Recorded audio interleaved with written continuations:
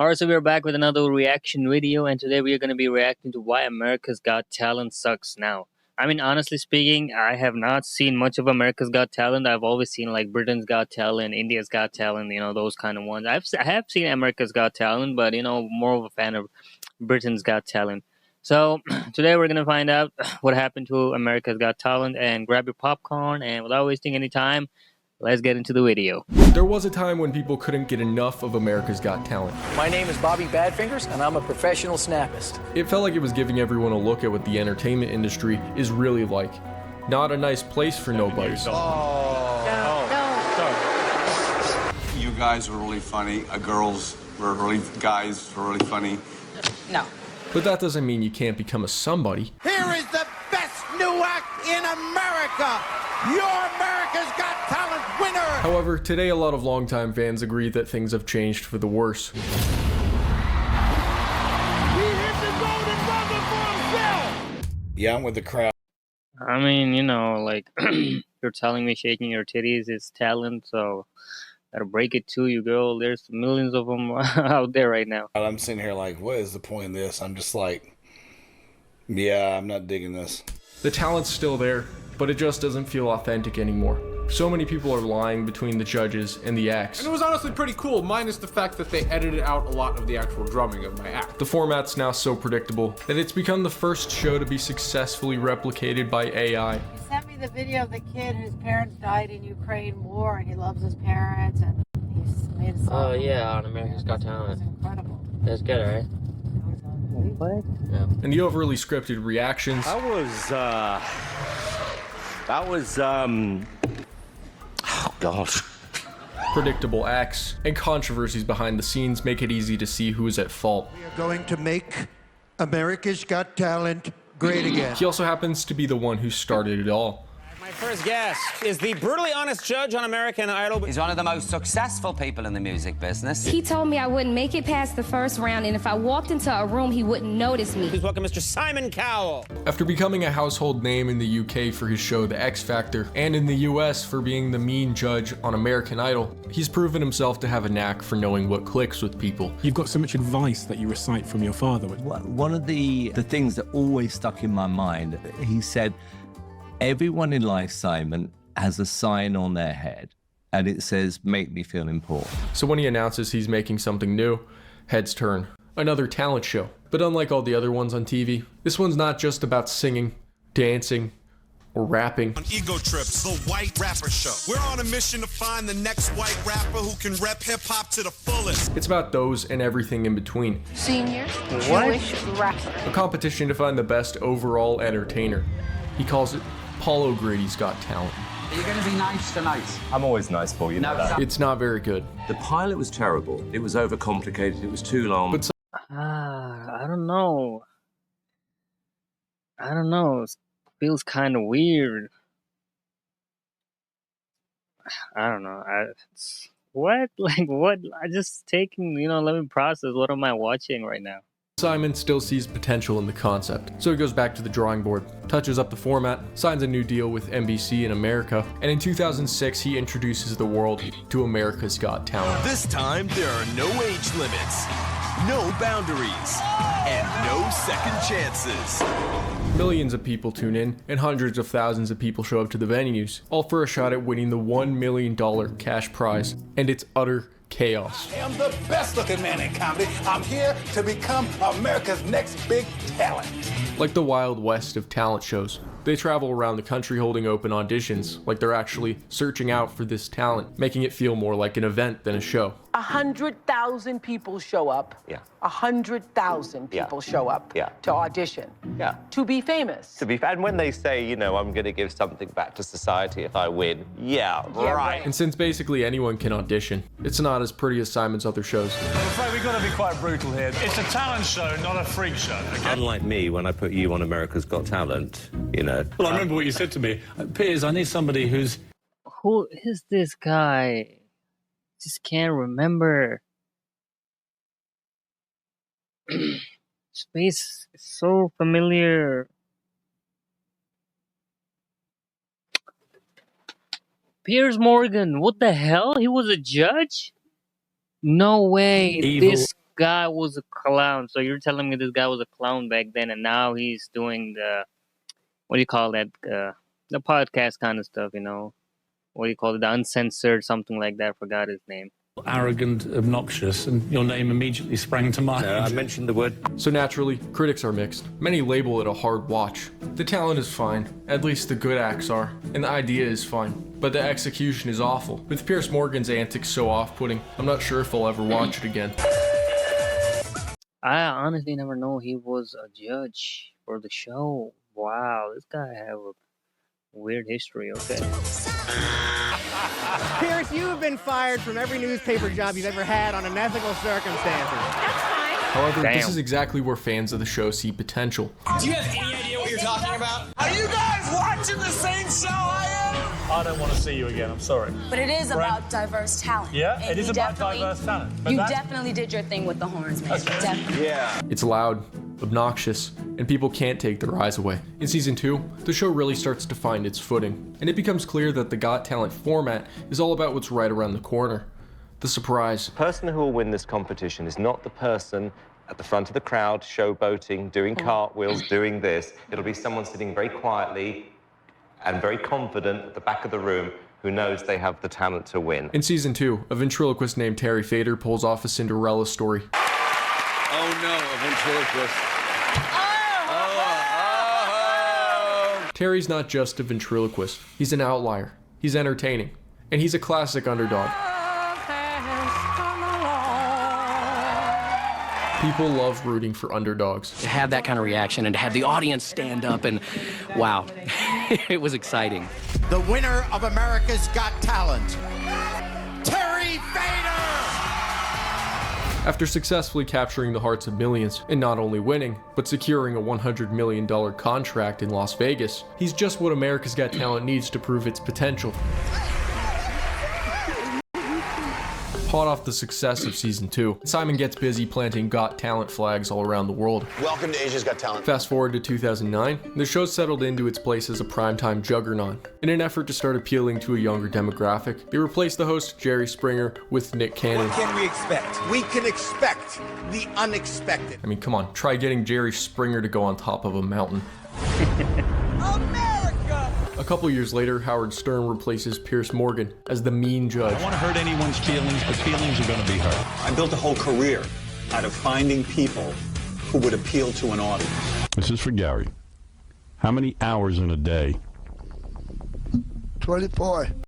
Audiences are thrilled. For you and the rest of America, what I'm looking at here is to be a very good judge, to sit there. I take it seriously. You know I watch the show. Whatever you think of me, I'm honest, and I will give you an honest opinion. And together they usher in what many consider to be the golden era, with skyrocketing viewership and even, get this, a Guinness World Record for being the most successful reality TV format.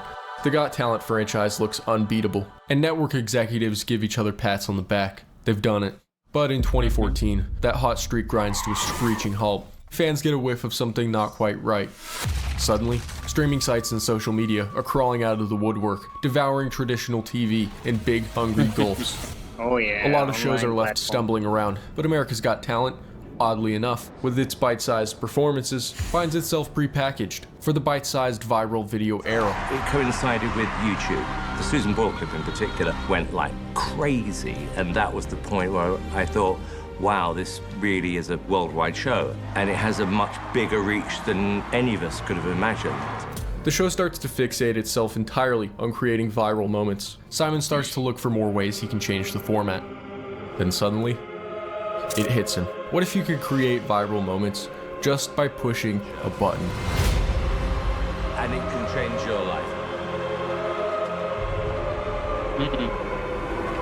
I mean, gotta give the guy, he's pretty smart. On the surface, the golden buzzer's just a save. If one judge really likes a contestant but is outnumbered by votes, they can press it and the contestant goes through. Seems like an alright idea.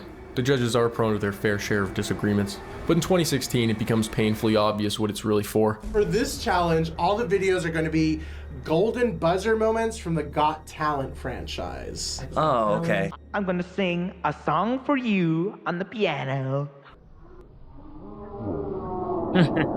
It's crazy. No! Everybody hold on! Oh, she did it!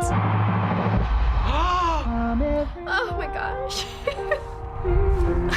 Am I dead inside? Should I be having a different reaction to these clips? For many fans, season 11 in 2016 marks a big turning point. The show starts to fixate itself entirely on creating viral moments. By now, Simon and the rest of the producers pretty much have it down to a formula, and they don't want to leave anything up to chance. Anything that's unpredictable, dare I say, interesting, won't be tolerated. They get rid of Nick, since he's being kind of a loose cannon. Nick's sticking to his principles, walking away after he says NBC executives threatened to fire him for making jokes like this one. I apologize, white people. We over here talking about and you think this is America's Got Talent. And Howard Stern. Racist. Wow. Meaning that now, both people credited with bringing the show into a golden age are gone. Coming in to take the role of the mean judge is the guy who created the part. Howard Stern is out, Simon Cowell is in. Howard says it was his own decision, and Simon says it was NBC's decision. Did you say I would like to be the judge, or was it someone else's decision? Well, sort of. No, I couldn't really do that. It was the network's decision. However, a confidential email published on WikiLeaks hints that Simon might have orchestrated his exit, planning to star on the show himself and cement his vision. I met with Simon Cowell yesterday. If you remember, he was considering what to do with the show America Has Talent. He is the star of in the UK and the producer here. He is thinking that the right thing to do would be for him to be the star of the show, not Howard Stern. Couldn't really do that. It was the network's decision. This email is from 2014, 2 years before Simon becomes judge, and the same year the golden buzzer was added. With all the unknown variables out of the equation, they have control over everything. And right here is the man responsible. At first, fans are optimistic about season 11. Simon's back after all. His return even revitalizes interest in the show. But only for a moment. The first few episodes go by and fans are just excited to see him back in action. They remember that old Simon. I have no professional training of singing. No. From the pre-purge days. What do you think I'm going to say to you? No. Correct. That's the thing, because, I believe Simon was one of the key factors the show got famous, because, like, he was actually speaking and, feeling like being real. That's what I would say. It was like really taking it in and giving the opinion like, nah, I don't like it. You're trash. That's why he became a really big meme, back then.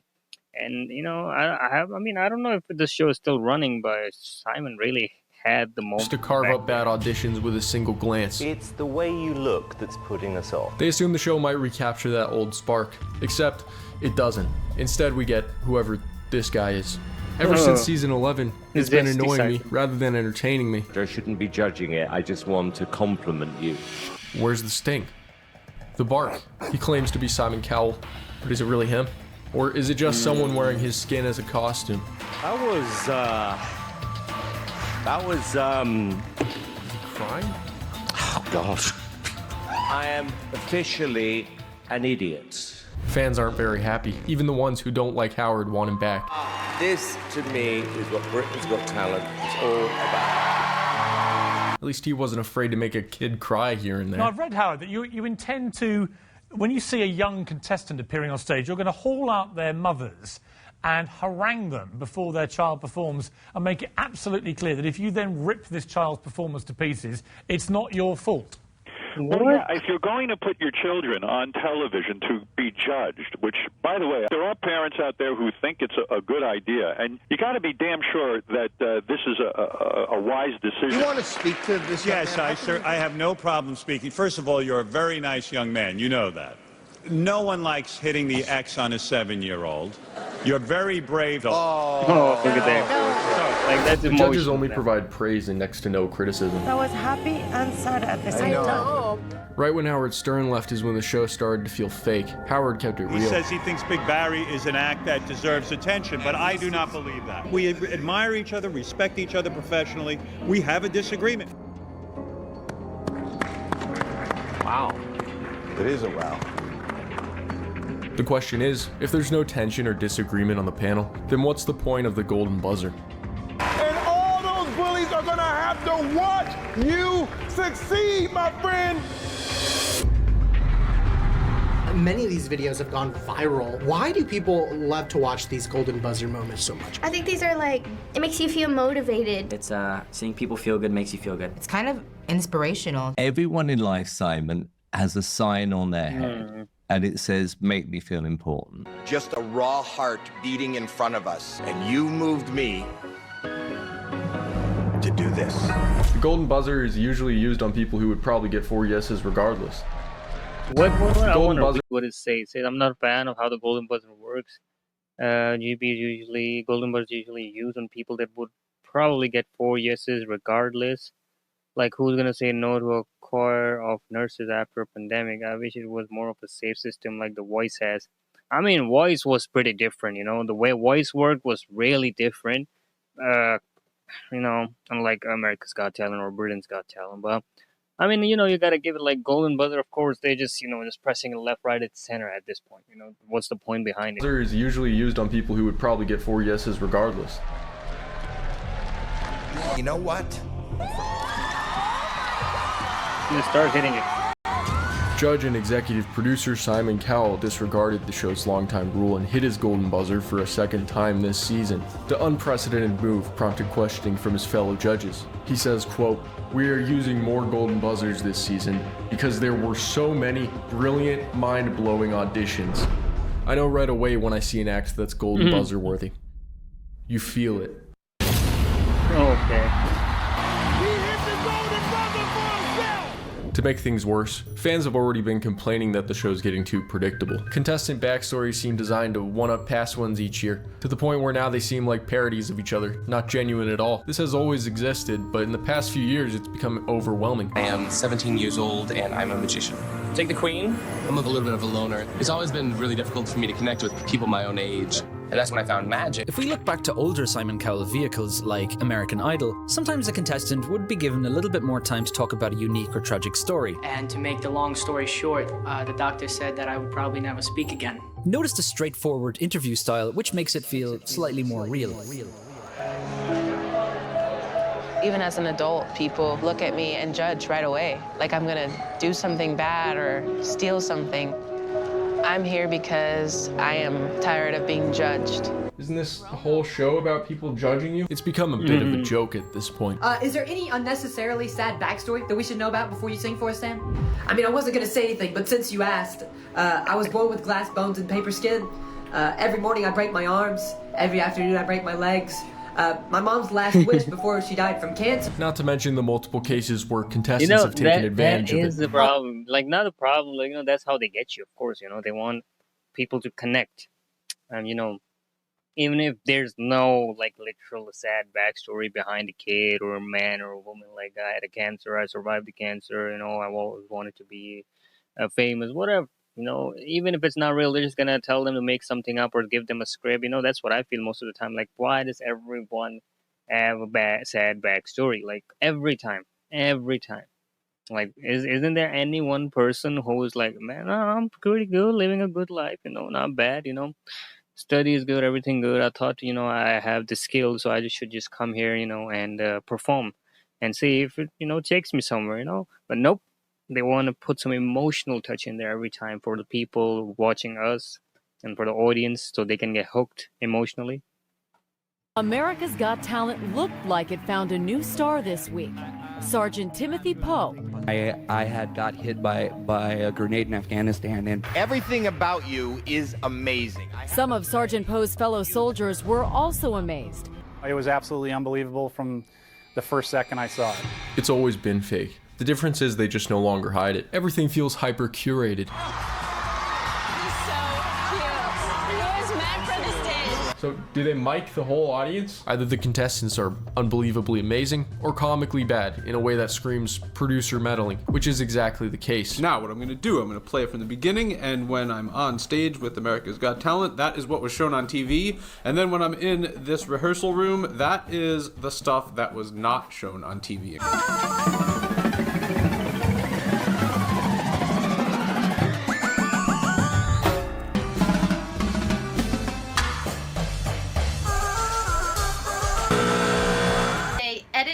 And they reserve the right to change things in any way that they want to, using your voice, likeness, etc., To make it look better or worse, contestants are fed exact lines to repeat. I really hate that it's all fixed now. Most of the acts are handpicked before the show. It just needs to go back to random people showing up. Today there's even some acts on the show that are well-known, established artists, like Glennis Grace, who made it all the way to the final rounds in 2018. Even though she was already a famous singer in the Netherlands, rumors start to propagate that behind the scenes things aren't much prettier. After Terry Fator won in 2007 and got a $100 million contract to perform in Las Vegas, America's Got Talent received none of it. Needless to say, they're not too happy. So, in every season after that, they forced contestants to sign a contract, which one lawyer describes as the worst and most one-sided entertainment contract he's ever seen. From what I've gathered, this contract apparently makes it so any original song you perform on the show is now theirs. They can also say anything about you or portray you in any way they want. And if the performer happens to be a child, the parent has to sign a contract that allows their kid to sign all future contracts. This is just what I've seen from people who talked about being on the show. As of today, the show hasn't been renewed for a new season, nor has it been canceled. But no matter what happens, America's Got Talent will live on in some form. It appears to have transcended television and eclipsed its singularity. It's become so formulaic that it's not quite man-made, but not quite machine either. A lot of people can't even tell the difference between what's an AI clip and what's a real one. Like it's past some media version of the Turing test. Good evening, everyone. I think is like either people are not interested in going into America's Got Talent, so they, you know, they don't even have enough people to keep the show going. So what they do, like just make it scripted, you know, keep it scripted, find people and, you know, put up all this act, you know, for the views and for the show and all that. And people are starting to catch up on it, you know. And as I said, you know, like the old way was better because people liked it raw and like natural, because, you know, weird people coming in, somebody have talent, somebody are just, you know, stupid and dumb. That was something people like really wanted to see because it was unfiltered. But now everybody is literally something, and, you know, it looks so unnatural, like how, you know, and then they're just hitting golden buzzer by themselves, shaking their titty like that, you know, that makes no sense. And I mean, I don't know if they're gonna even bring the show back, and I don't know if people are gonna even actually watch it. But, you know, I never watched it, honestly. I used to watch Britain's Got Talent a little bit. I mean, you know, YouTube was the place that I saw the videos, so that's where I watched it sometime. You know, that's about it.